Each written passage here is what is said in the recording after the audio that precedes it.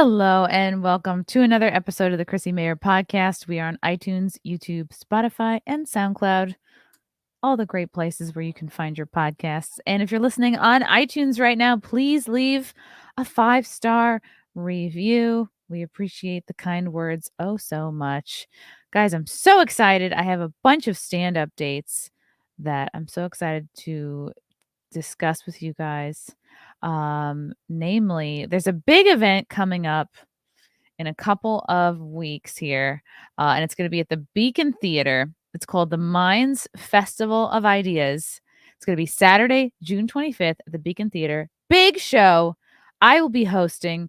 There will be many prominent voices that you may know. They're internet famous. They're real life famous. Tim Pool will be there. Zuby, Seth Dillon, who is the CEO of the Babylon Bee, Majid Nawaz, who had a very big appearance on Joe Rogan recently. Cornell West and Coleman Hughes are more on the lefty side. Ian Crossland, of course, if you watch Tim Pool, you're familiar with him. And James O'Keefe. And they just named Tulsi Gabbard. She'll be speaking at this event as well. So they're trying to keep it pretty even politically. And I'm so excited to be hosting this event. So if you're in New York at all, come on out. Get your tickets. Then I'll be heading to Buffalo Saturday, July 16th. Nickel City Cigars on Franklin Street in Buffalo. If you get a ticket, the price will include 24-hour membership to their private cigar club, plus one premium craft cigar. No drink minimums. Drink as much as you want, but don't drive. Of course, you don't need me to tell you that. You're adults. You all get it. Also, if you go to nickelcitycigars.com and you buy any of their products, you can get a 15% discount with promo code CMP. So that's even if you can't make it to the show, you can use that code. Then I'm headlining in Austin Thursday, September 8th. I'll be at the Cap City Comedy Club Thursday, September 8th. Then I'm heading to Philly, the Helium Comedy Club on Wednesday, September 14th. Then I'm heading to New Orleans. This will be nice. 4 shows in New Orleans. Friday, September 30th. Saturday, October 1st at the Comedy House in New Orleans on Fulton Street. I performed there about a year ago, and it's a great little venue. Excited to come back. You know what else I'm excited to talk to you guys about is making money on crypto. How's that for a smooth transition? Yeah. Copy my crypto, baby. Guys, we've seen so many people making ridiculous money from crypto. You're probably sitting there wondering, that's for other people. I'm an idiot. I know that's what I think. But guess what? It's easy for you to do the same. The Copy My Crypto membership site shows you the exact cryptos that YouTuber James McMahon personally holds and allows you to just copy him. It's like having a big brother who knows what he's doing. You don't have to know a thing about crypto or how to invest or anything about finance. You just do what he does. So I'm going to tell you a little bit more about James. He runs the Crypto with James YouTube channel, which despite heavy censorship, has over 1 million views and 15,000 subscribers. Since March of 2020, he's told his viewers to buy 26 crypto coins. Had you put $100 into each one, it would now be worth over 66K. Of these 26 coins, his top pick of the year, a coin called Phantom, is currently up around 440 times from when he started. That one call alone has retired a number of people, including guys and girls in their 20s and 30s. Remember, this is public knowledge. You can go to YouTube and verify this for yourself. So if this sounds good to you and you'd like to copy the 1,300 members who copy James, I mean, you're all copying each other because you're copying James. Stop what you're doing and head over to copymycrypto.com/Mayor. That's spelled Mayr. You'll not only find proof of everything I've said, but my listeners get full access for just $1. You won't find this offer anywhere else, but act fast because this is a New Year offer and it will expire soon. That's copymycrypto.com/Mayr. Don't take this offer lightly. He is the real deal. Go visit the site now. Make that paper. Get your money so you can pay for all your hoes. Or maybe one special hoe. Yeah, I'm talking about your wife. Copy my crypto.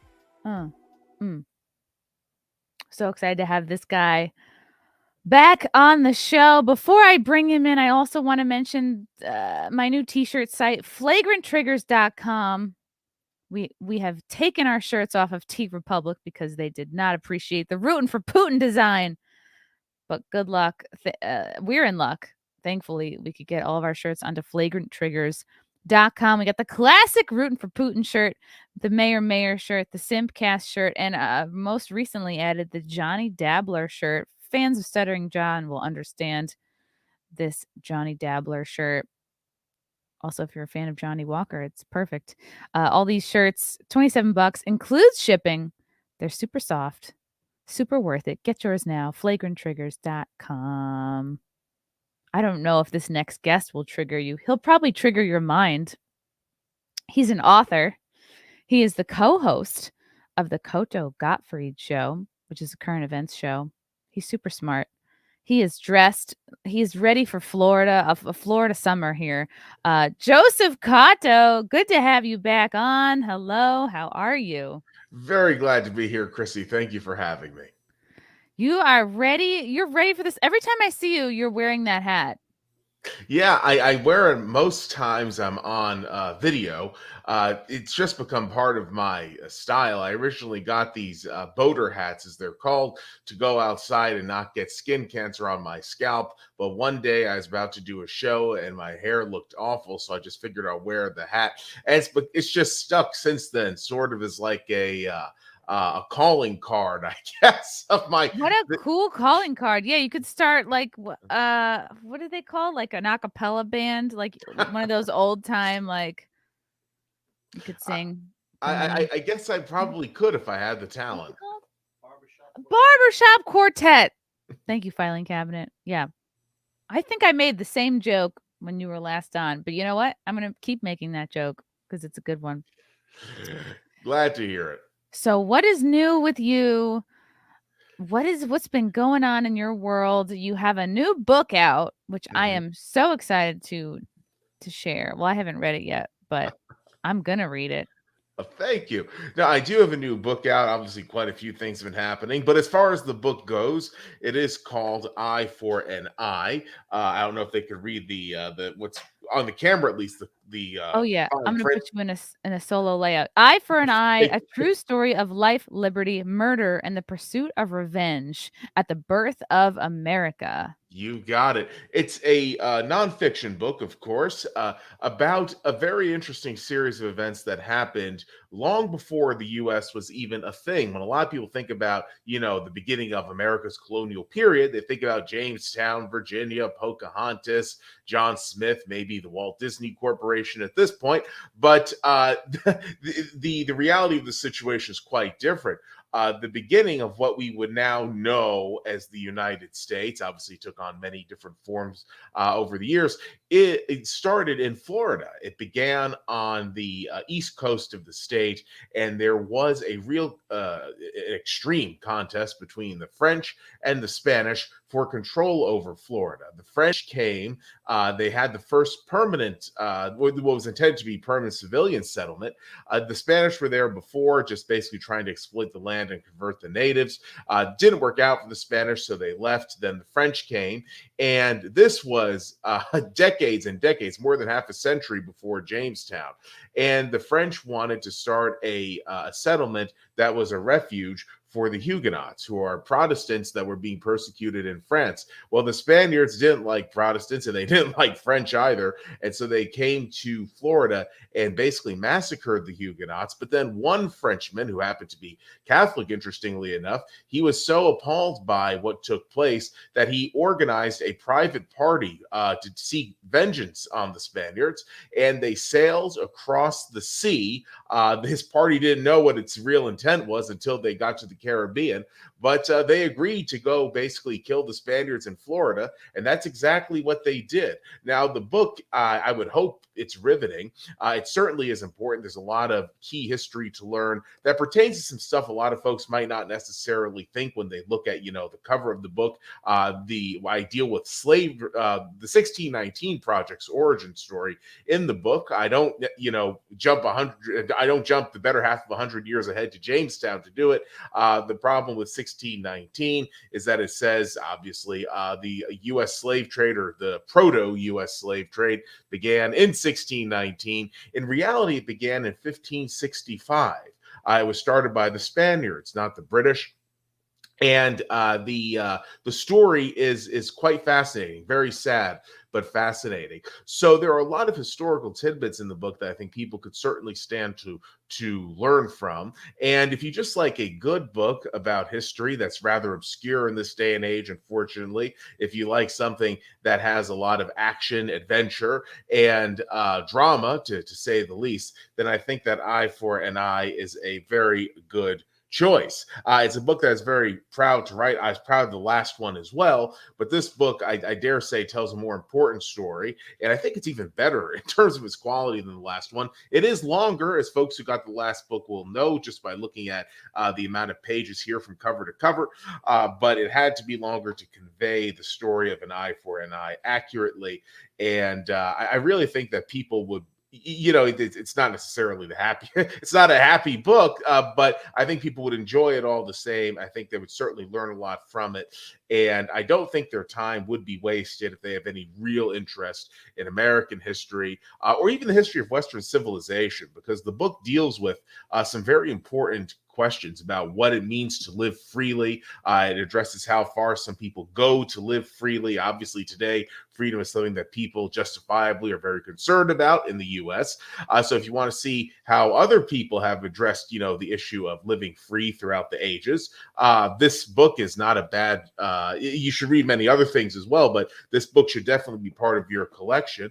The book also addresses Western civilization in the New World. And that's another thing of controversy today, what it even means to have Western civilization, whether or not Western history is a good or a bad thing. Well, if you want to see how Western society developed in the New World, then this book is an excellent, excellent idea. I hope that people really do check it out because it addresses a lot of things. I think it's a relatively easy read, and there is a lot of excitement in it and drama. So even if people typically like reading novels as opposed to nonfiction, I wrote the book to sort of come off as an epic novel, even though it is, like I said, I want to stress it's nonfiction, but I put it in a way that's not sort of like boring, droll, overly academic, blah blah blah. At least I hope I did that. So I recommend people check the book out. They can learn a lot from it if they really want to understand how a lot of things that we're dealing with today came to be.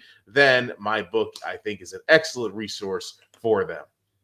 This seems like a really timely, uh it just seems like a very good time for this book because I feel like it's been part of the national conversation lately. The idea of what were our founding fathers intending. Mhm. A lot of folks that want to tear up the Constitution or disregard the Constitution because it was written so long ago. A lot of folks are, you know, squabbling over Second Amendment. Should people still be allowed to bear arms? People have been squabbling over the First Amendment. What constitutes free speech? Some folks on the left thinking any speech they don't like Mhm. is considered hate speech. If you mistakenly misgender or mispronoun somebody, they're considering that to be hate speech. In fact, there I don't know if it's legislation, but this I think maybe it's the school board in Virginia were even talking about the idea that if a kid mispronouns or misgenders somebody or dead names a fellow student, the punishment could be on par with a bomb threat. So it's pretty crazy. I think this is a really great time for this book because it's like, how do you even go about learning what the founding fathers intended for this country? Because I just feel like history can be so easily manipulated over time and so many versions of textbooks kind of get phased out and disappear. So what was your process like for researching this book?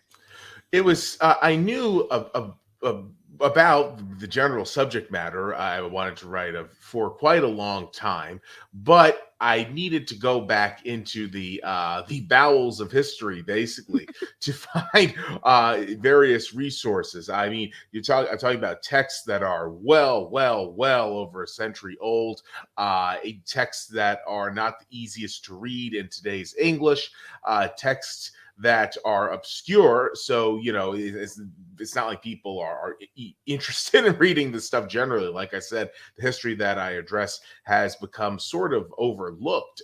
So I really had to check my sources, to say the least. It was a long process. One might even say a painstaking one, but it was worth it.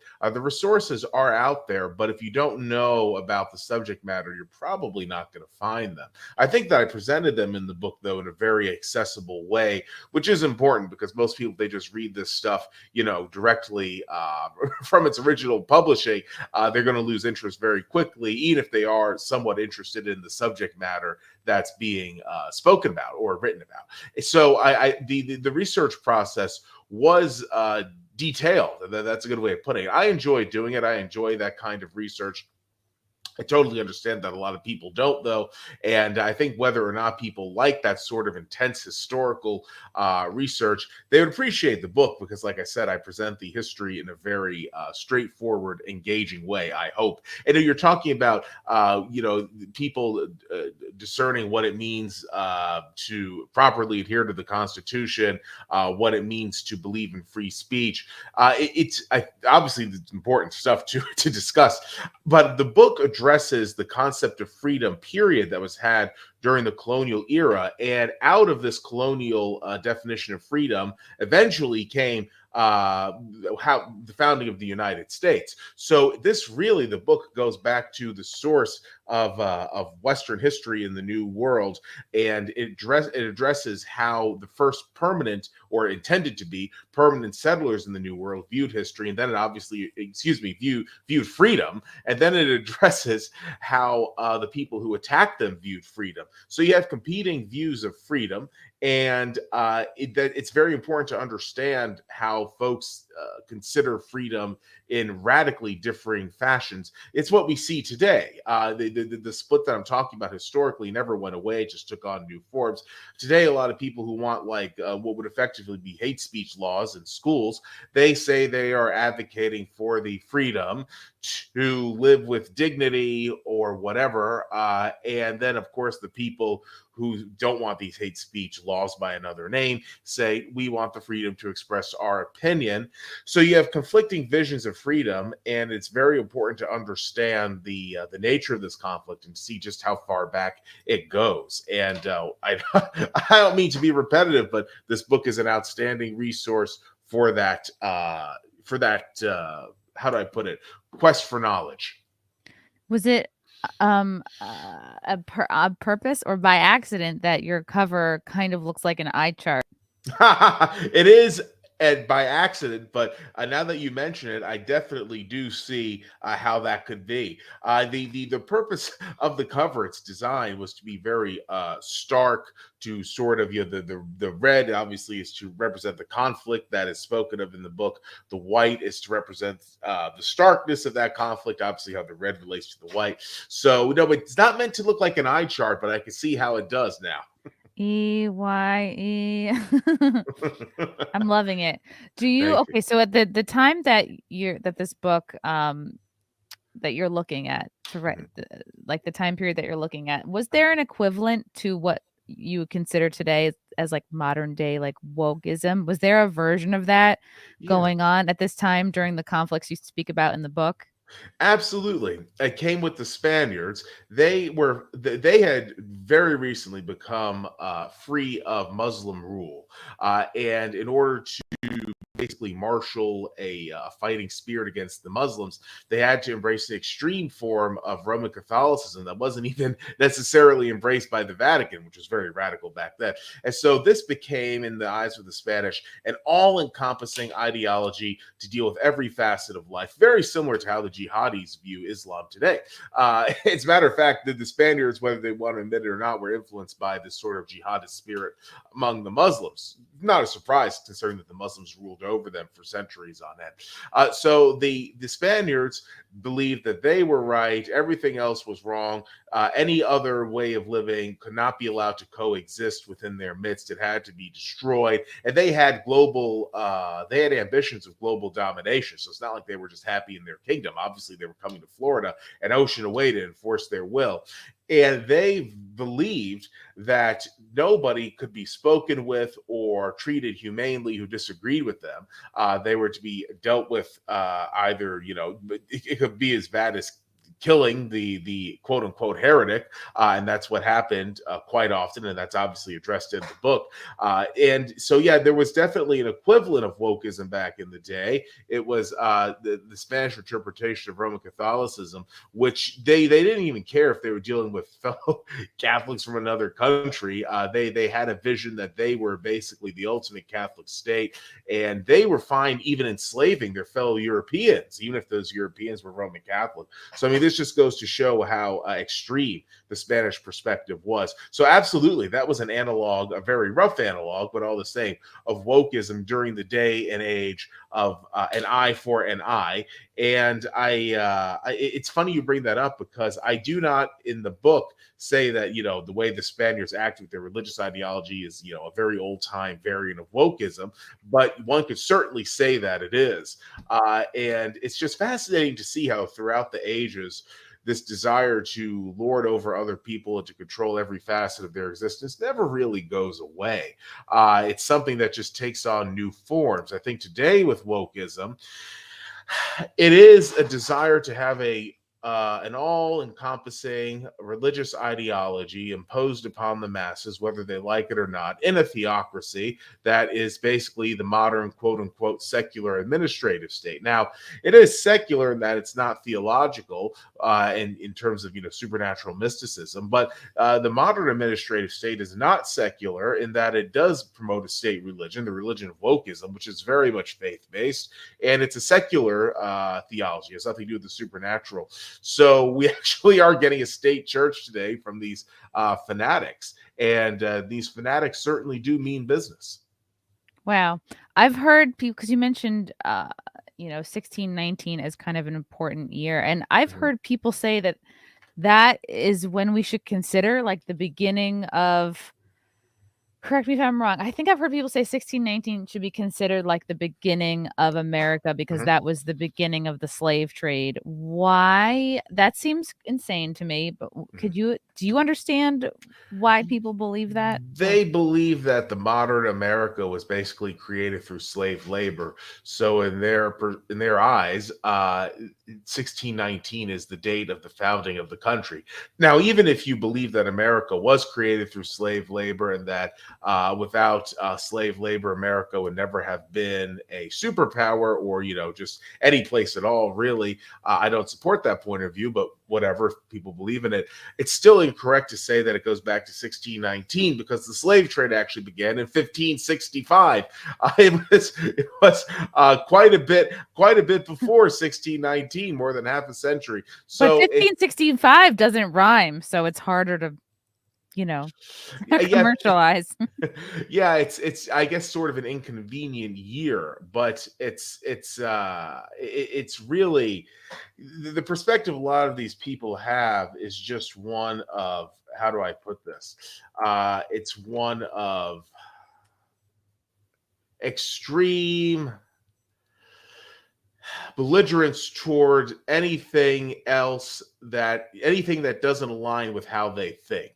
And if you talk to them about the founding of the slave trade and what's now the US being more than half a century before 1619, and you give them evidence, I don't think it'll make much of a difference.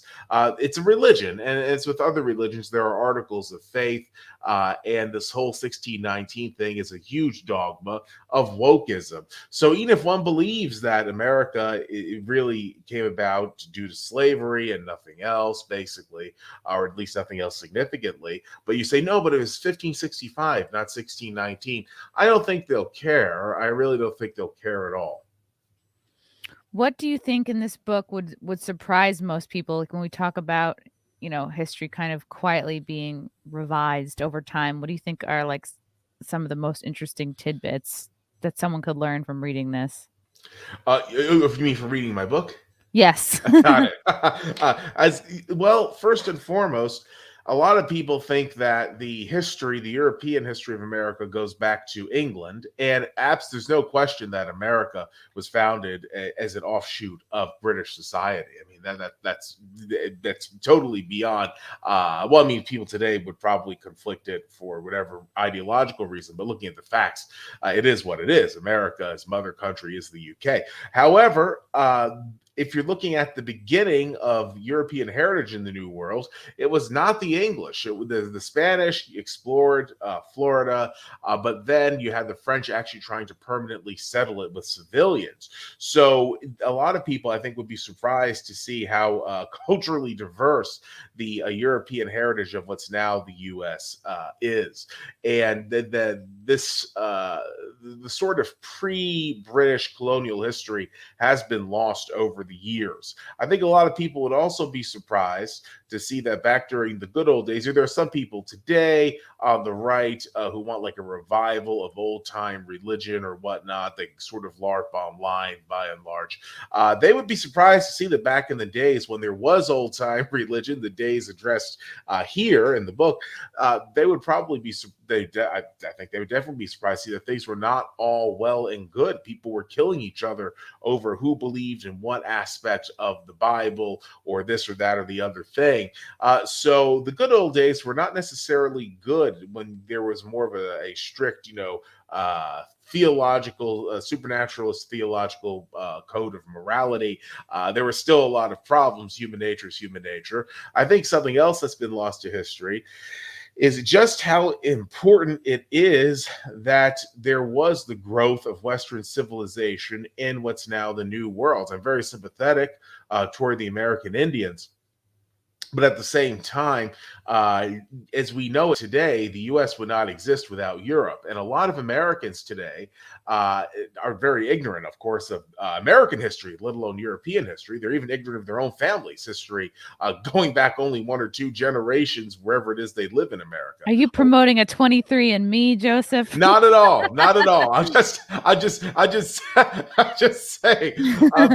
But no, a lot of people don't even know who their own Mhm. hometown is named after. True. So I think that a lot of people would do themselves a service to read my book because they would see how important it is, the European colonial heritage of America. Now, obviously, saying that today, it's not only something that might surprise the ignorant, it's something that would offend the sensibilities of the PC crowd, the woke crowd, who, of course, are ignorant in their own way.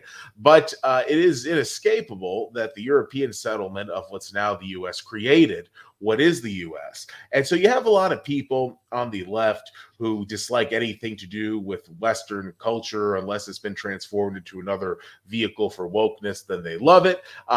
Such as, people saying that, uh, the Ukraine is great because it's defending the West against Russia, and they perceive the West basically as a woke federal bureaucracy or a woke EU European Union bureaucracy. So this definition of quote unquote the West is just something done in service of modern day secular leftist religious fanaticism. But looking at the real West, if you talk to these same people about that, they'll hate it because it's evil, sexist, bigoted, racist, homophobic, patriarchal, whatever is this, that, this ism. It goes on and on and on. So that is, even if one hates Western history, heritage, and culture, even if one's of non-Western background and just indifferent towards that culture, if you want to know how the New World came to be, especially, the United States, you have to understand the European colonialist process in the New World. And this book is a great way of coming to understand that. Because if you don't understand that, then you're not going to get how and why things that we're dealing with today came to be. So there's a lot of history that's been lost looking at it from different angles. And a lot of folks, I think, they're either not interested in it or they're adverse to it or whatever. But it's something that's there and people have to know. And then very quickly, a lot of people on the right in America have a sort of reactionary anti-European perspective, even though they're disproportionately of European background, go figure. And they will say, nothing good came out of Europe. Our ancestors left Europe. Europe is rotten. We don't need to be learning about these Europeans in America. We're real Americans, so on and so forth, blah, blah, blah. Well, number one, your ancestors probably did come from Europe. At least most of them did. So you should probably learn about where they're from if you want to learn about your own family history, which is how you came to be. Number two, if you want to learn about the country that you're living in, that country didn't just pop up out of the dirt one day. People settled the land upon which it now exists, and those people did come from Europe. Even if you're not of European background yourself, the country was founded by these settlers. So it's really important to learn about America's colonial history all the same. Doesn't matter if you're on the right or on the left, or if you're in whatever remains of the center. It's very important to learn about how the U.S. came to be, because the past created our present. And if you don't like what's going on in the present, or if you're just confused and baffled by it, or maybe you do like it, but you just aren't clear on how what's going on now transpired, learning about the colonial past of America is essential. And once again, this book is a great thing for that. So anyway, I will just leave that there. What do you think of the idea that we should be giving land back or reparations back to, any and all Native Americans? To me, it doesn't seem so simple. And how do you decide in what Well, amount and from what tribe? the the American Indians an infinitely better case for reparation than the American Black community does. However, it's not practical. It's impossible to determine because of the very poor quality of record keeping going way back when, who would be entitled to what land. And I don't support reparations. Period. I think they're a bad idea, and they will cause immense conflict. Now, that being said, there's no question that the American Indians were dispossessed of their land. It wasn't exactly stolen from them because they didn't believe in private property ownership. At least outside of a few tribes in the East, they were called the Five Civilized Tribes. But even not all of them believed in property ownership. But generally speaking, the American Indians they have their land stolen from them. They were dispossessed of it. But it was still terrible all the same because they were forced off of the land that had been their people's to live on communally since, for generations and generations on end. So even though one can't really say Uncle Sam stole, he certainly took it from them. And then the American Indians being forced to live on these reservations is a horrendous and demeaning thing. There's no excuse for it. And how the American Indians were treated is a really big counterclaim to, the founding being about life, liberty, and the pursuit of happiness. Meanwhile, the same people who supported that wanted to see the Indians taken off their land, go figure. But I will say that any form of reparations today are not going to work. What can work, I would say, is the federal government giving American Indians near total authority over their tribal reservations. I mean, like how it used to be, where they were really a sovereign country that just happened to be protected by another country, removing all federal oversight from them, well, with the exception of basically managing relations with the outside world, the world off the reservation. I think that the best thing would be to give the American Indians real autonomy and to treat them as a truly sovereign nation that just happens to be protected by the U.S. I don't think there's much more that can be done, simply because what was done to the American Indians back in the day was so widespread and so awful and so pervasive that trying to figure out a means of accounting for it is impossible, because I don't think there is any way of accounting for it. I think the best thing that can be done is to give them maximum autonomy and respect them tremendously, and not whitewash the atrocities committed against their people. Do you know offhand? Because I know Manhattan was bought. What Mhm. what sounds like legitimately. Um, there was a bill of sale. Do you know how much land was actually bought legitimately from the Native Americans versus just stolen? I don't know an exact on the whole throughout all of U.S. history. I don't know an exact number. In Manhattan, it was bought for about $20, the equivalent Oh, what of a deal! $20. Yes. And the Indians who had the land bought from them thought that they were ripping off the Dutch settlers because it was impossible for anyone to sell land. So they thought it was a joke. But the Dutch settlers didn't think it was a joke at all. And they obviously enforced their will across all of Manhattan Island. They even gave Manhattan Island its name. The same thing with Harlem. So it's really interesting to see how this concept of private property ownership among the Europeans and the concept of basically just land use among the American Indians. It's interesting to see how these two concepts interacted with each other. You mentioned before about like it would be hard to determine like when it comes to the Native Americans, like to what degree, like who owed what reparations. And then before that, you mentioned that there is actually a better argument for the Native Americans to get reparations than for Black Americans. Is that for the same reason? Like it would be so hard to determine who gets what and what amount, or because of just how long ago all that It stuff went down? Well, the people who were slaves, they did not have anything stolen from them. So reparations to people who did not have something stolen from them is a very, I think it's right off the bat an absurdity. Then, if one wants to look at it another way, just like making amends, nobody today lived during the days of slavery, thank heavens. So, who are you making amends to? I think that the whole thing when it comes to slavery is that it was a thoroughly pernicious institution, and it's hard to figure out any way of making anything up to slaves other than giving them their freedom.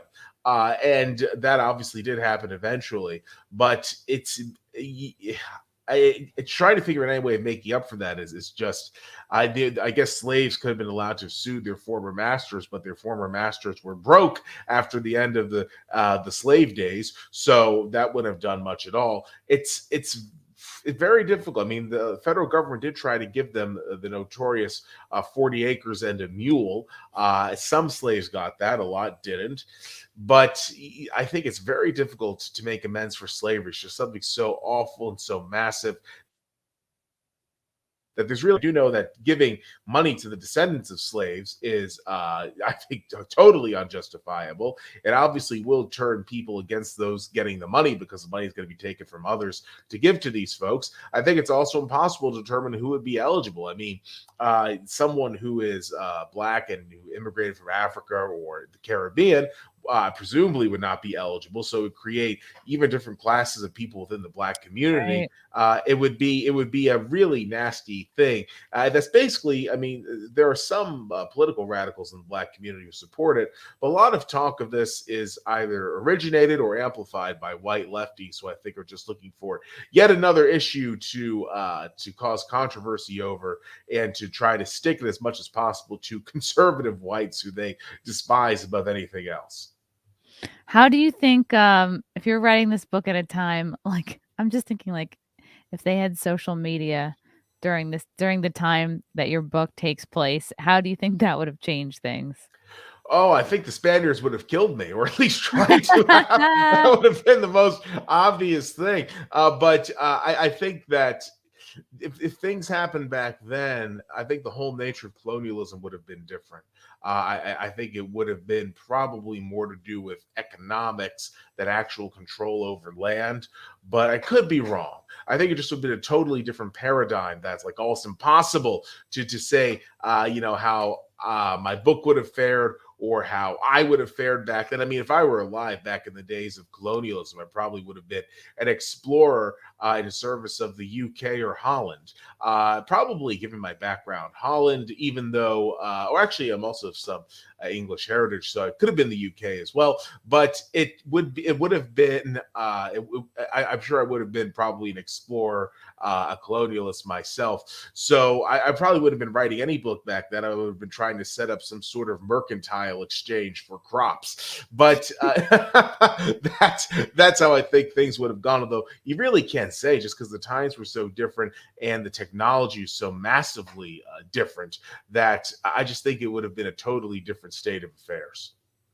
I'm shifting gears to your Twitter because I kind of think the point you made here is very interesting. So this week, everyone has been talking about the Drag Your Kid to Pride event that was in Dallas Mm. recently, and you responded to this. So now today it came out that a Texas lawmaker is proposing banning drag shows in the presence of minors. And your tweet here, you said, I intensely dislike drag queen story hours, but this proposed ban is misguided. It inserts the law where parents should be exercising their judgment.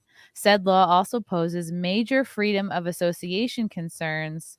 The Texas GOP continues veering into Falwell land. What do you mean by that? Because most opinions I've been seeing, it's like gung ho. You're either all the way for this, Mm. you don't want any kids near anything pride or drag related, or you're all the way on the left about it, Mhm. like just completely denying the idea of grooming and what looks like to me just like kind of not accepting the reality of it. Well, I don't this law, which obviously isn't even a law, it's just a proposal by a Texas state representative. It, from what I could tell, would make it illegal for a child to attend a drag performance. I don't know how that would be enforced. I mean, if there are a bunch of people at a party and a transvestite shows up and starts True. dancing around, would that be considered a drag performance? Would the parents who brought the kid there be criminally liable, even though they didn't know it was going to be a drag performance?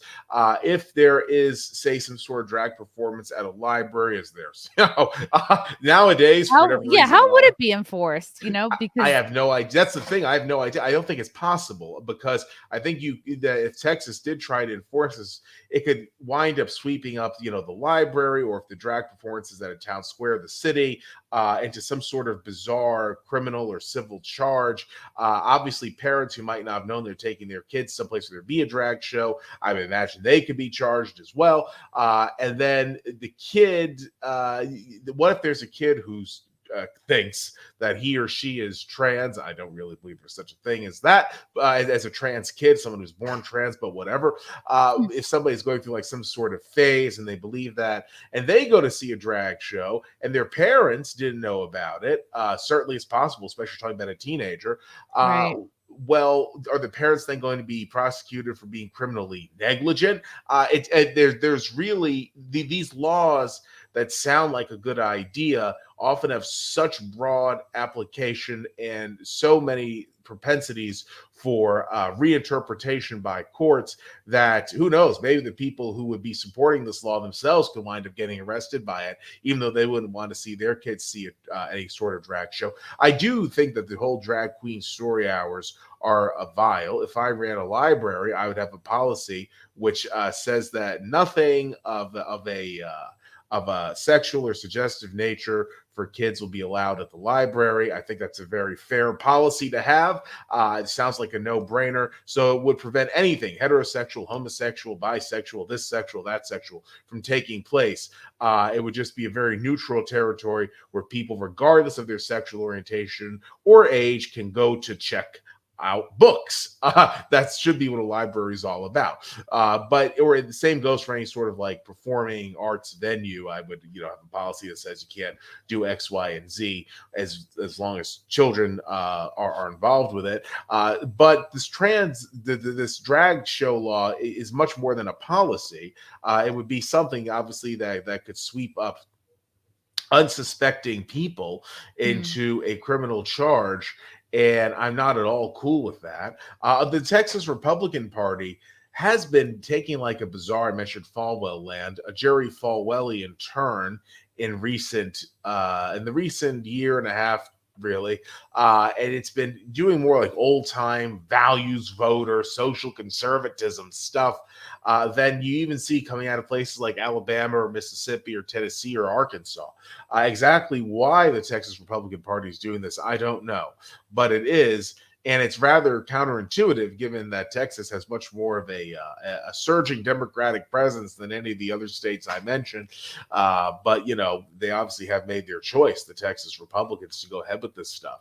But no, I don't think that the drag queen, let's use another word, but I'll say stuff is good for kids. I would not support any school district being able to like take kids on a field trip to see that sort of thing. Yeah. I think there should be policies against it. There could even be a state law that says no publicly sponsored event that relates to to certain sexually suggestive or provocative activities may be had where minors are. Nothing state funded, but to have a broad sweeping law that then deals with the private sector and what people do, like parents choosing whether or not to take their kids to some sort of basically play or performing arts endeavor. I don't like the state getting involved with telling people what they can and can't do there. I think there are serious concerns about freedom of association, which has been attacked tremendously over the last more than the last 50 years anyhow. So seeing further erosion of it is nothing that I am cool with. But I really am. I'm of two minds because I do dislike this whole drag queens thing, but I also dislike the state becoming a nanny and meddling into the affairs of individuals. In this case, would be parents and children, where the parents and the child should be dealing with this among themselves.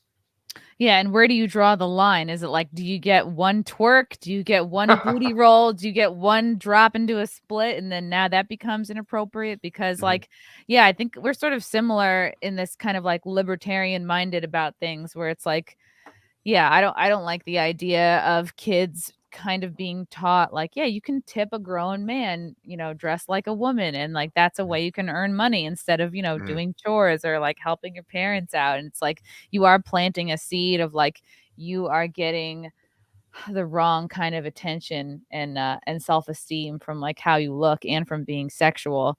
But I think too, like I don't think the government should have control. And that's the thing is like there's also parents who bring their kids to strip clubs, to bars, to tons of places that are inappropriate for kids. And who knows if it's just, this Republican Brian Slayton just kind of trying to get brownie points from his base. And then it's funny to see that I guess the Democrat Aaron Zwiner is saying Texans don't need a nanny, y'all, and that's who the GOP wants to be over your shoulder, judging your parenting every single day. It's like I don't know. I feel like the Democrats shouldn't really talk because I feel like they Mhm. also have kind of a bullying sensibility when it comes to the pronouns and what they would consider hate speech. It's like don't act like you're all free and cool and give everybody freedom because they are not the party of freedom, it seems. I absolutely agree. The Democrats have taken over the old nanny status position advocated by, say, the GOP during its Falwellian chapter. But now there are some Republicans, such as who you see in Texas, wanting to more or less bring this Falwellian spirit back. I mean, Texas has been crazy over the last year or so. There's the infamous, 6-week abortion ban, but then there's also the state making it so you can't be 18 and perform in a strip club. You have to be 21. The state also made it a felony for an adult to solicit another adult for prostitution. It's the only state in the country where it's that severe.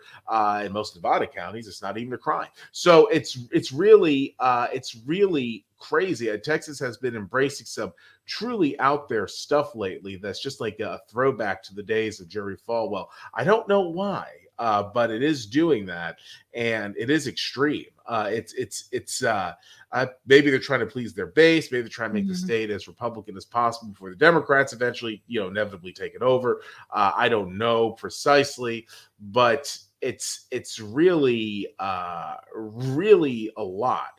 And at the same time Texas is doing this, it's attracting these large companies from California especially. I mean, you know, and they're going out of their way to attract these companies. What the hell do they think these companies are going to bring into Texas? It's just it's there's a lot of counterintuitive stuff going on with the Texas GOP, and I honestly don't understand it.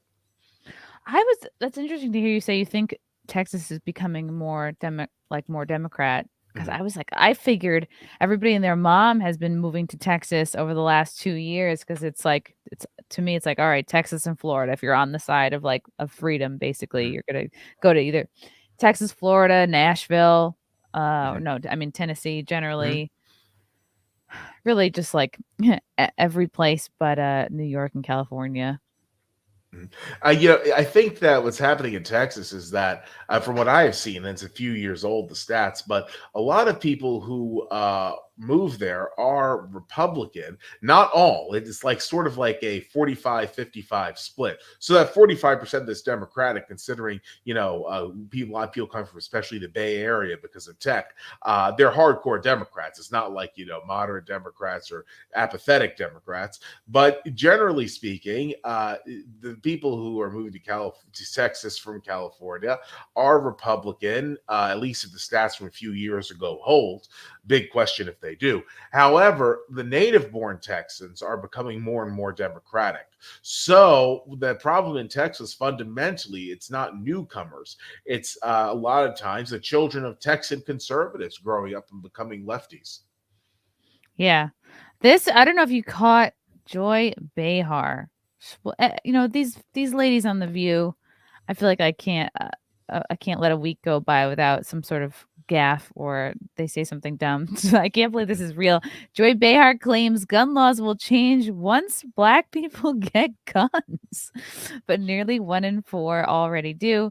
Joy Behar claimed on Wednesday that Americans would only be willing to consider more restrictive gun laws once black people get guns in this country. Can she really be serious? But according to the most serious available data, 1 in 4 black Americans already do own firearms. She must not have any black friends. She also is very, it's very, very kind of like in a bubble there in New York. Bayard joins her co-host on ABC's midday show, The View, to discuss, oh God, everyone's kissing McConaughey's ass, his visit to Capitol Hill and renewed calls for gun control in the wake of recent mass shootings. Sorry, let me play this clip. And that is wrong. Okay, a man going in a grocery store and killing black people is wrong because they're black is Oh, wrong. I love how they And speak I in can say that. And generalities. so I can't do anything more than They be think they're myself making such and a be good honest. point. We're not sitting on Fox News. We're sitting on ABC talking about real issues and having real conversations that I hope people can sit at the table that These are aren't conservative, that conversations. are They liberal, just like and then yell repeat and have talking and get points at along each to make other. real progress. And then do what Whoopi said and vote people in office that represent them, whether it's guns, whether it's about terrorism, whatever the issue is, that you can vote for conservatives or liberals or people in the middle that represent you. It'd be great if Well, and party Matthew McConaughey represented. kind of spoke to that. He said you have to find common ground Is right this now. a new lady? Like She looks we new. have to find a way to Sarah rise Haynes. above this political back and forth and counterpunching, because it's that urgent what's going on right now. And that's where I think the Chris Murphy interview, I saw what you saw. What's the point? There's going to do that. Joy. So I'm going to have, because that's said many of them has said, but the Republican Party already has said many of them that taking those AR-15s off the market is a no starter. Okay, let me just say this real I mean, quick. Let it's me all just- about let me the just- guns, I know, all but right? Can I just say this real quick as a gun owner? Yeah. There are people in this country that genuinely own. No, let me tell you. Okay, let me give you a story. There's a man in Connecticut that watched his neighbor have a home invasion and watched their whole family get killed. He built his own AR-15 because Connecticut won't let you buy them, but you can abide by rules that allow you to build them. And then he has one in his house to protect his family because he never wants to see that happen again. He is a black man. It's odd. Most AR-15 owners are former military, Okay. 35 plus. Let me Wow, say she's one actually more. saying That's all something I'm that makes saying. sense. They're not Once- these crazy once- people. Here's the thing. That's how you Once can tell black she doesn't know people anything get about guns in guns. this country, the gun laws will change. Trust me. That's what happened. with the What? Black Panther. Black people have She's that such an actually. idiot. I don't even know why I played that clip. It's they're like, oh, we need to get people in office who represent the people. It's like, no, you just like you're just telling people to vote for who you like. You don't actually want people to think for themselves. Mhm. Absolutely. And obviously, Behar threw that out there because she wanted to shut up the person who was speaking by saying something which appeals to emotion. It obviously did work. You saw how it rallied the crowd, the audience. So it's not surprising what she did. It was a really effective rhetorical device for the moment, but it does not refute what she was being told.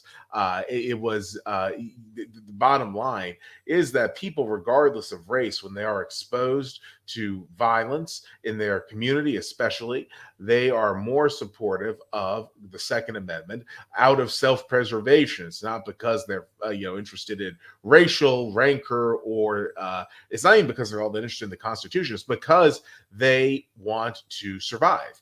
And to see people of any racial background become very much gun enthusiasts when they're confronted with violent crime in the city where they live, or their neighbors getting massacred. I even think I'm sure that what the incident that's being referred to was something that happened in Connecticut back in 2007, which is, I don't even think I could describe it here. It was that awful. But it really, stuff like that is going to make people want to own guns. And then just, racializing it as Joy Behar did is a way to ignore a very good point being made by someone, because Joy Behar really didn't have a rational response to it.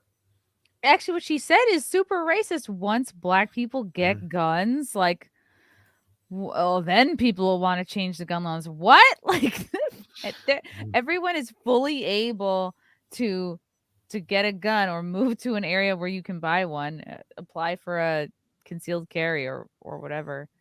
Oh, Joy. There's a couple of, what were you gonna say? No, I was gonna say it's just unfortunate to see people using an emotional appeal to distract folks from a rational argument, but it happens all the time, and Behar is just yet another example of this phenomenon.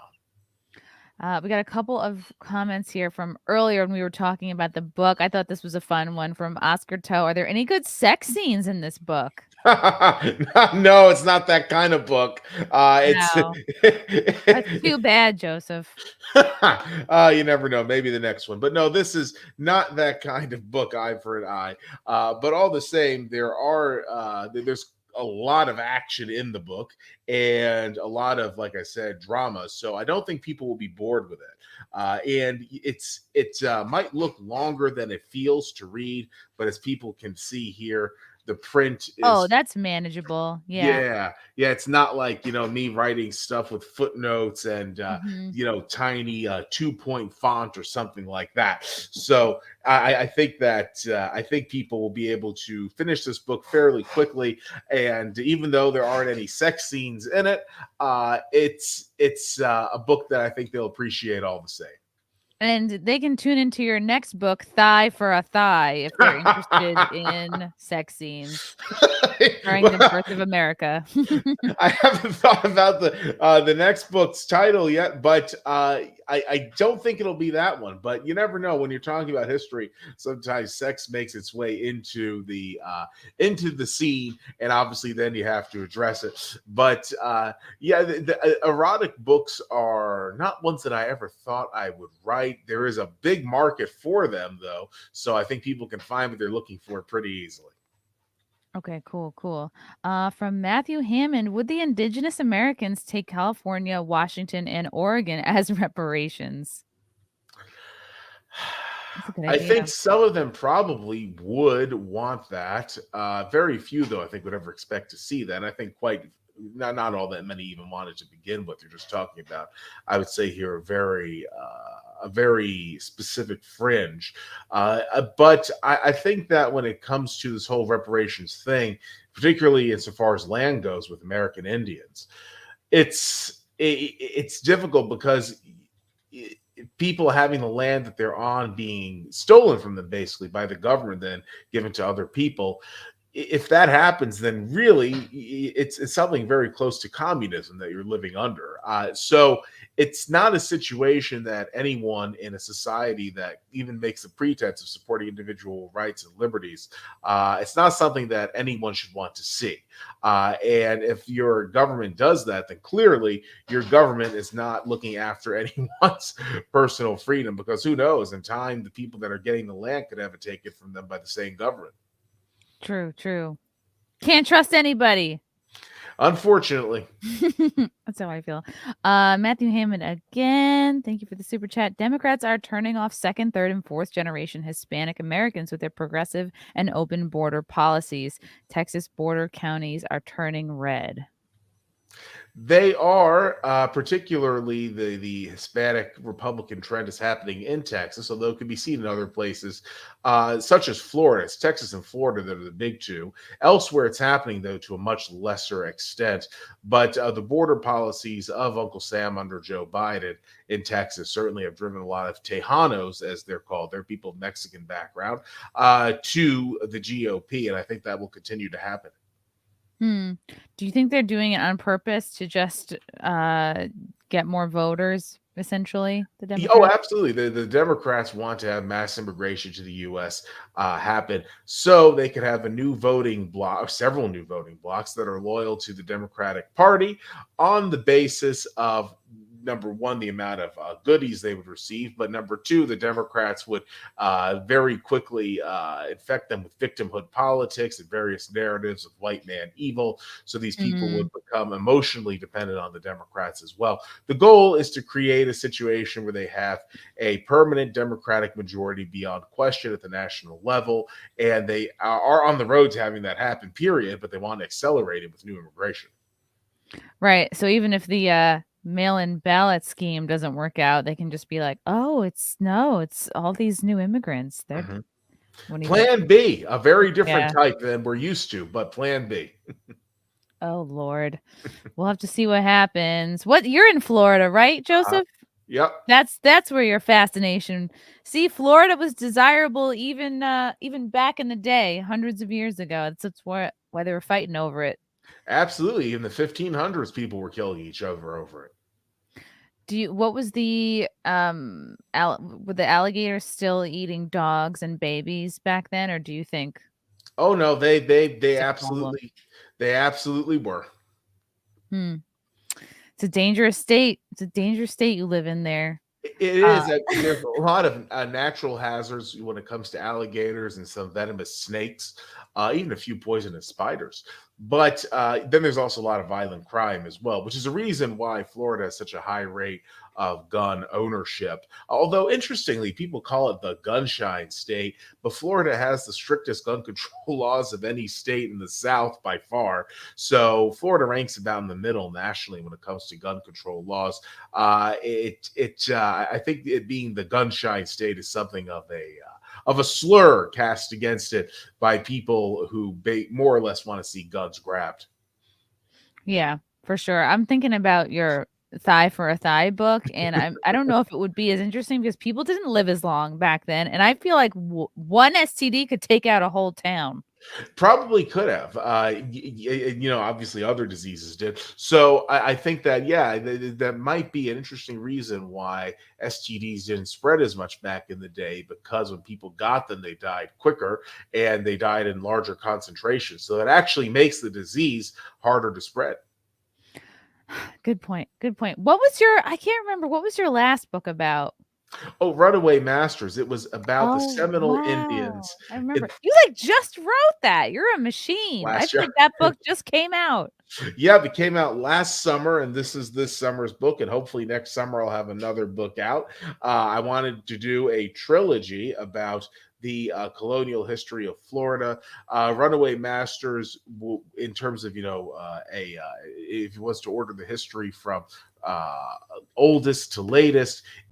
It would be the latest book because it deals generally with history. That's the newest, or the most recent, I should say. And then it would be Eye for an Eye. And before that, it's the book that I've yet to do. It would deal with how the Spanish first explored Florida and all of the issues they dealt with. So that would probably be the shortest of the three, but this I think definitely is the longest of them. But it's not a painful sort of long book as I showed before. No, that's an easy breezy summer read. That's a beach read right yes, there. I think that's a very good way of describing it. Joseph, what is the key to making history fun for people? You have to make it relatable to them and whatever their interests and priorities and how do I put this? Temperamental, behavioral, emotional inclinations are. You have to put it to them in a way that they will not only understand, but be engaged by. So that's not an easy thing to do. It's a very difficult thing to do. And you'll never be able to get, the special ingredient, so to speak, that speaks to everyone equally. But you can try to put it in a way that is generally engaging, and perhaps even entertaining and interesting, something that grips people, something that makes them want to read more, something that doesn't make them feel alienated or that they've wasted their time. And that's what you have to do, I think, to make history relatable. Some would say make history fun. It's not always supposed to be fun, but it's supposed to be relatable, engaging, and worthwhile to people. Now, traditionally, when people wrote about history, it's these long books that, like I said, have these footnotes and these very text-packed pages, and the text is pretty small, and it's written in this language that's very formal. And a lot of people, that's why they don't want to read history books, because they have these stereotypes in mind. And as with other stereotypes, there's at least a grain of truth in them. And looking at these history books of years gone by, you could certainly, I've read quite a few, you can certainly see why people are not generally happy with them today, nor are they today inclined to read about history.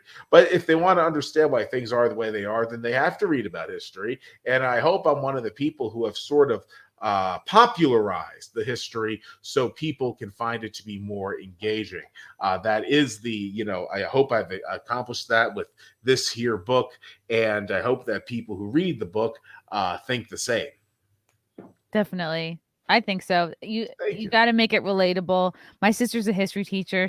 I'll never forget like a lesson she told me about. She was trying to do like Guess Who, like she had pictures of historical figures on the wall, and then like she had a bunch of like obviously presidents or whatever important people, and then she put a picture up of our dad and was asking her class like who everybody was, and the picture of my dad, all these kids thought it was Stephen Hawking, so I found that to be hilarious. But she does have a good knack for like just adding a kooky element to her lessons, and you have to find ways to make it fun, because I think people can look at a book like yours and be like, oh, that's like, how is that going to be fun? That's like doing homework. But I think the way you did it, it's more interesting. You focus on a time period. It's nothing too crazy. It's not like it's like a giant 20-pound book. And I'm so thrilled. You're so productive. I'm like, you're just banging out these books left and right. Joseph, where can people follow you other than Twitter at Joseph Ford Cotto? Where else can people find you? Well, people can follow me actually on Amazon as an author. I have an author page there. They can also follow the podcast, or subscribe to the podcast that I do with the one, the only Paul Gottfried, my esteemed co-host. He is without question one of our time's most brilliant intellectuals. He and I podcast. Well, we actually do. Other than you, of course. Yeah, well, I certainly don't outshine him. I'll put it that way. But the show we do is live streamed on YouTube. People can subscribe to Cotto Gottfried on YouTube. They won't see anything there other than a video about this book that I keep bringing up. But they can subscribe there, and they will be able to have the notifications on to see when we're doing a live stream. But the live streams are taken down immediately thereafter, because YouTube is YouTube, and they're uploaded, these live stream episodes, in a proper sense, to various podcasting outlets, the chief of them being Apple. And then, of course, there's Spotify and all that. So people can subscribe to Cotto Gottfried on Apple, Spotify, a host of other things. It's not hard to find. If you just type in on Google or Bing or whatever, Cotto Gottfried, you should come up immediately where you can subscribe to it. I hope people do subscribe because I think the show, obviously, I think the show is worth the time of those who watch or listen to it. And I would imagine that most watching or listening to this would find Cotto Gottfried to be their cup of tea, at least at some temperature. Check it out, guys. Subscribe to Cotto Gottfried. Purchase Eye for an Eye, not Thigh for a Thigh, on Amazon right now. Get to know your history, boys and girls. Be smarter than your friends. Joseph, thank you so much for coming on. You're always a delight. You're always illuminating. Appreciate you. Well, thank you, Chris. I mean, it's really wonderful to hear hear me described in such a way. And I must say that I look forward to seeing you on Cotto Gottfried again, hopefully very soon. It's been too long. It's been too long. We have a last minute super chat from Art Norman Jr. Hello, Chrissy. Got my ebook called Hollywood Holly Weird, Pure Cali Survival Bodyguards Angle, available at Amazon. Oh, is this your book, Art? How sneaky of you to promo your own book. Good job. See, buy all the books, guys. All right. I think people have seen this one already, but just a helpful reminder, I think you'll find it to be of interest if you like engaging stories, and obviously if you're interested in history, and if you just like reading thriller novels, this should be pretty thrilling, even though obviously it is nonfiction. So please check it out, and thanks again to Chrissy for having me on her program. Thank you all. And thanks to the chat for your interesting comments and questions. As always, we will see you next time. Bye.